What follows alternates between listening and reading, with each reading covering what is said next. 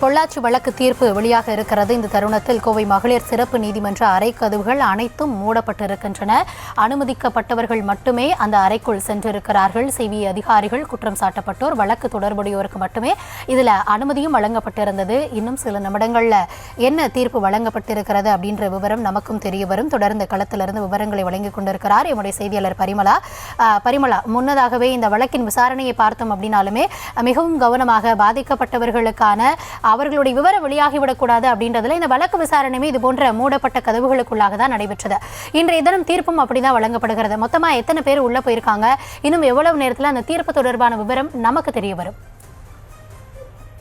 கோவை மகளிர் நீதிமன்றத்தில் நடைபெற்று வந்த இந்த பொள்ளாச்சி பாலியல் வழக்கு விசாரணையானது இன்னும் சற்று நேரத்தில் தீர்ப்பானது வெளியாகக்கூடிய உள்ள நிலையில் கௌதமி, தற்பொழுது நீதிபதி அவர்கள் நந்தினி தேவி அவர்கள் உள்ளே அந்த நீதிமன்றத்தின் கதவுக்கு உள்ளே சென்றிருக்கிறார்.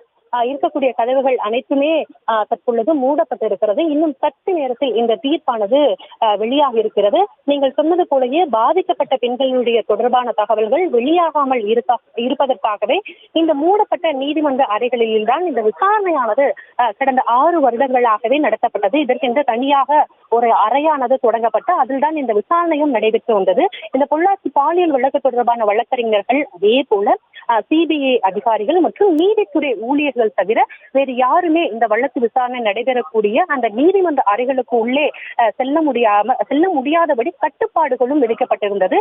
இன்றும் அதே கட்டுப்பாடுகளுடன் தற்பொழுது கூடுதலாக காவல்துறையினருடைய கட்டுப்பாடுகளுடன் தற்பொழுது இன்னும் சற்று நேரத்தில் இந்த தீர்ப்பானது வழங்கப்படவிருக்கிறது. கைது செய்யப்பட்ட 9 பேருமே காணொலி காட்சி மூலம் ஆஜர்படுத்தப்பட்டு விசாரணையானது நடத்தப்பட்டு வந்த நிலையில் தற்பொழுது தீர்ப்பு வெளியாகி இருக்கக்கூடிய நிலையில் 9 பேருமே சரியாக 8:30 மணி அளவிலாகவே நீதிமன்ற வளாகத்திற்குள்ளும் அழைத்து வரப்பட்டிருக்கின்றனர். அதாவது சாட்சியங்களின் அடையாளம் வெளியில் தெரியாமல் இருக்க அனைத்து விதமான பாதுகாப்பு ஏற்பாடுகளுமே முழுக்க நீதித்துறை சார்பிலும் செய்யப்பட்டிருந்தது. இந்த வழக்கில் மொத்தமாகவே கிட்டத்தட்ட ஒரு 1500 பக்க குற்றப்பத்திரிகையும் சிபிஐயால் தாக்கலும் செய்யப்பட்டிருந்தது. அதே போல 48 சாட்சியங்களும், அதாவது அரசு தரப்பு சாட்சியங்கள் எனப்படக்கூடிய 48 சாட்சியங்களும் விசாரிக்கப்பட்டிருந்தன. இந்த வழக்கில் பரிமளா, தொடர்ந்து விவரங்களை நம்ம பார்க்கலாம். தற்போது இணைப்புக்கு வந்ததுக்கு நன்றி பரிமளா.